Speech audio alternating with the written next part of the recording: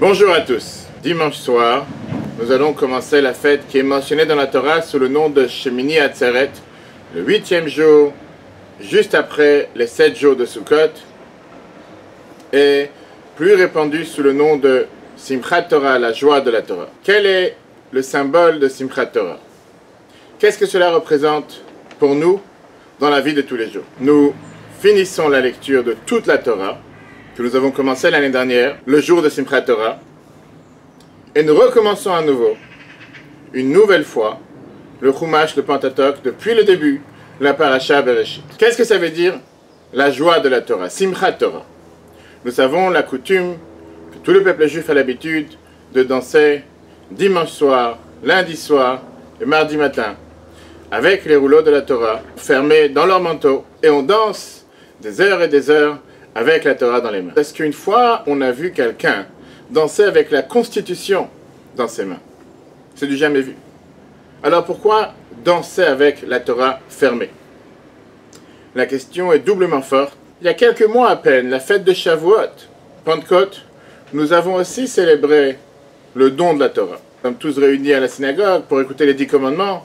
Alors pourquoi aujourd'hui faire une fête séparée de Shavuot, se réjouir avec la Torah, le fait que nous terminons la Torah? Ça n'aurait été pas plus simple de faire le jour de Shavuot, le jour du matin de Torah, le jour du don de la Torah, célébrer autour du fait que Dieu nous a donné la Torah, et en même temps faire Simchat Torah ensemble avec Shavuot, danser du fait que nous avons reçu ce merveilleux cadeau de Dieu.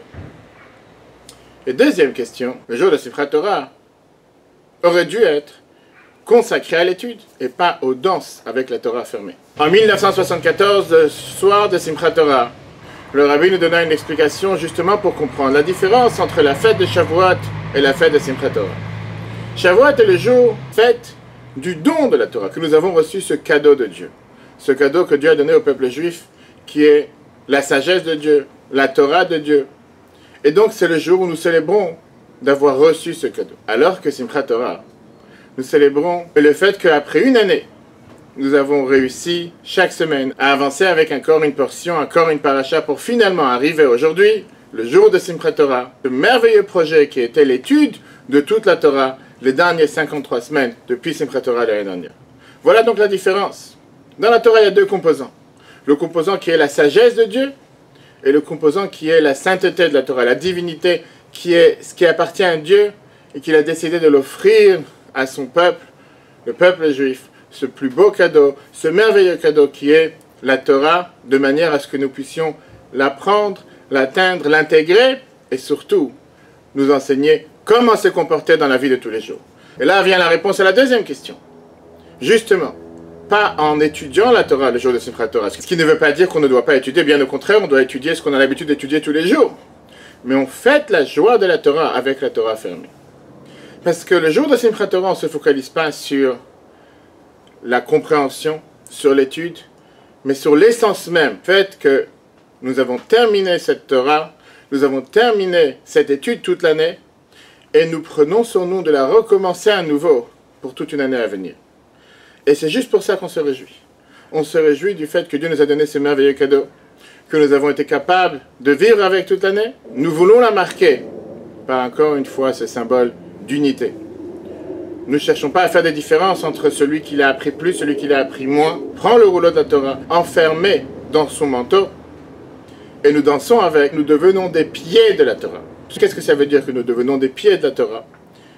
Comme la tête donne les commandes au pied, et le pied exécute, nous prenons sur nous la décision, le jour de Simchat Torah, de devenir les pieds de la Torah. Nous acceptons cette sagesse infinie, qui est la sagesse de Dieu, ce plus beau cadeau que Dieu nous a transmis.